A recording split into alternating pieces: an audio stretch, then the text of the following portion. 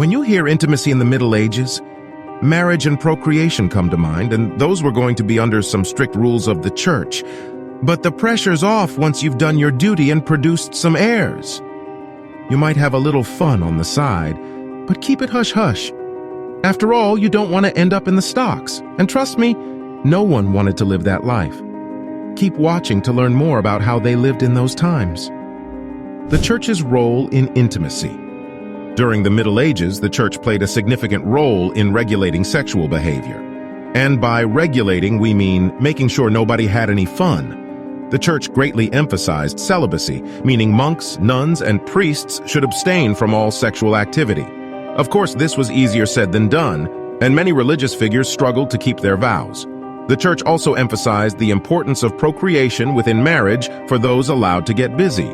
Couples were expected to have as many children as possible, which made sex more of a duty than a pleasure. And let's not forget the church's obsession with sin and shame. Any sexual activity outside of marriage was considered a mortal sin, and those who engaged in it were often punished severely.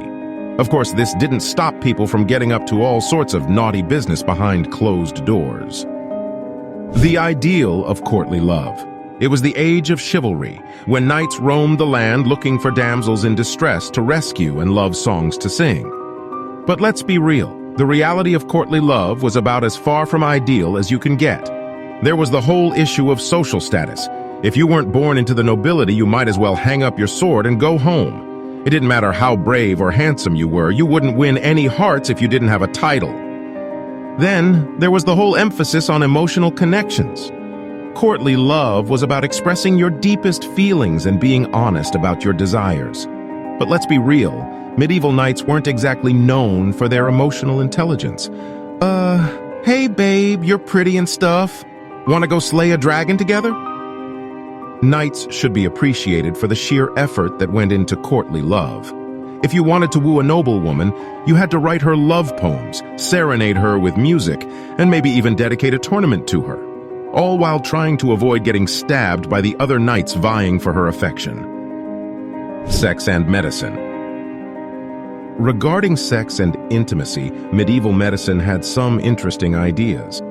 For example, did you know that some doctors believed that the testicles of various animals had medicinal properties?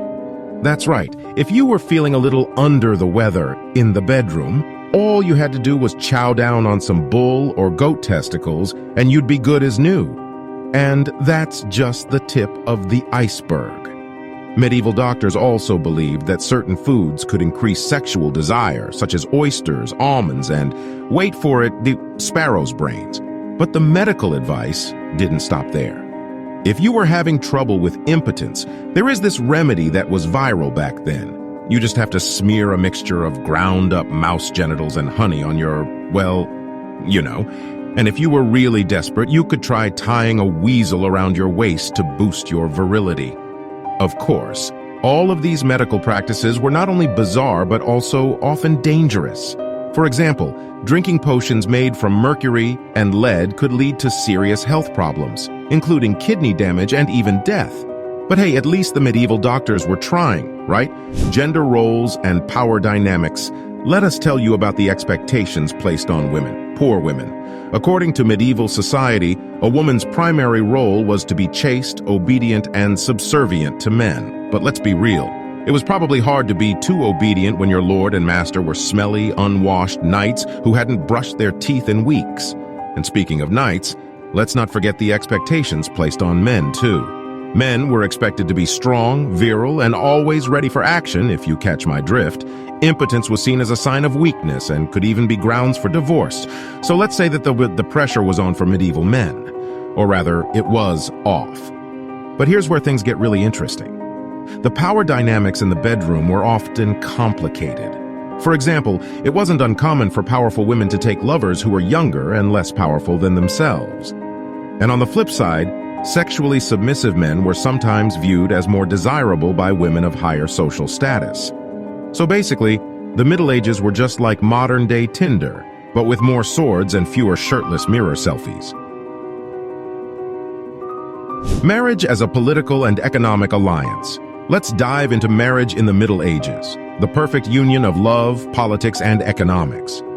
You know what they say, nothing brings people together like a shared interest in land rights and tax breaks. But seriously, marriage in the Middle Ages was less about love and more about strategic alliances. It wasn't uncommon for noble families to arrange marriages between their children to secure political or economic advantages. Imagine trying to swipe right on Tinder and finding out your match is based on how much land they own or what kind of army they can bring to the table. Looking for someone who can help me defeat my enemies and gain control of the neighboring kingdom. Bonus points if you have a castle. Of course, not everyone was thrilled about these arrangements. Sometimes you had to marry someone you barely knew, let alone liked. And what if you didn't find your spouse attractive? Well, tough luck. You were expected to fulfill your marital duties regardless of your personal feelings. It was a tough life for everyone involved, except for the royal matchmaker who got to play Cupid with entire kingdoms.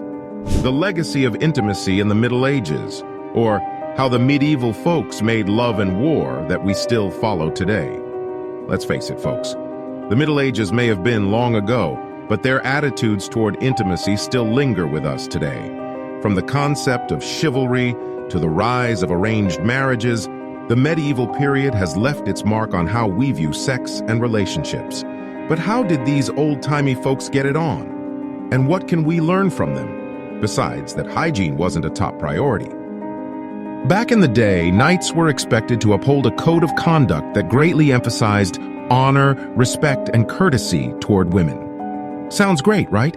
Except for the fact that this idealization of women often placed them on a pedestal, reducing them to mere objects of desire rather than fully realized human beings. Plus, the reality of the situation was often far from the ideal. Knights were known to engage in extramarital affairs and sexual misconduct just as much as any other member of society. Then there's the whole concept of arranged marriages. Back then, love was often a secondary consideration regarding marriage. What really mattered was social status, wealth, and political alliances. If you were a noblewoman, chances are you didn't have much say in who you married. And let's not forget that consent was as young as 12 years old, which is just plain creepy. But it wasn't all bad. Some medieval attitudes towards intimacy were surprisingly progressive. Take, for example, the courtly love concept, which elevated relationships' emotional and romantic aspects above mere physical desire. It may have been idealized to be unrealistic, but at least it recognized that love was more than just a transactional arrangement. Unconventional relationships. All right. Buckle up, history buffs, because we're about to delve into some of the juiciest and scandalous details of relationships during the Middle Ages. Prepare to be shocked, entertained, and maybe even a little bit scandalized. Let's start with extramarital affairs. While it's not a new phenomenon, infidelity was not unheard of during the Middle Ages. Take, for example, King John of England, who was known for his many mistresses. Legend has it that one of his paramours, Matilda, was so keen to spend time with the king that she disguised herself as a man and snuck into his bedchamber. Unfortunately for her, she was caught by John's queen, who reportedly beat her with a candlestick. Ouch! But the kings weren't the only ones getting up to no good. The infamous Eleanor of Aquitaine, who was married to King Louis VII of France and later King Henry II of England, was also rumored to have taken a few lovers. In fact, her relationship with Henry is said to have begun while she was still married to Louis, making it one of the most scandalous affairs of the time. But infidelity wasn't the only way people pushed conventional relationships' boundaries during the Middle Ages. Take, for example, the story of Abelard and Heloise. Abelard was a philosopher and theologian who fell in love with his student Heloise. They began a secret affair that resulted in a child, and when her family found out, they had Abelard castrated. Yikes!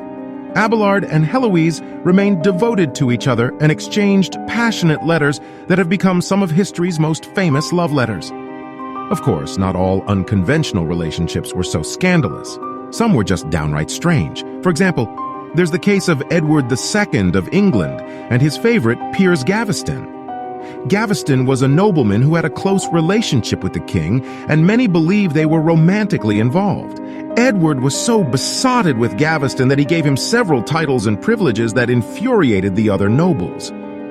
When Gaveston was eventually exiled, Edward went to great lengths to get him back, even launching a military campaign. Talk about a love story for the ages. So what can we learn from all these juicy tidbits? Well, for one, it's clear that relationships during the Middle Ages were just as complicated and messy as they are today. Infidelity, unconventional relationships, and scandalous affairs have been a part of human history for as long as we've been around. But it's also worth noting that the norms and expectations around relationships have evolved over time. What was once scandalous and taboo is now more accepted and even celebrated. And while we can certainly learn from the mistakes and missteps of our ancestors, we can also celebrate the ways in which they pushed the boundaries and challenged the status quo. Thank you for watching. And don't forget to hit that like button and subscribe to our channel. If you have other stories to tell or suggestions for our next video, please comment below.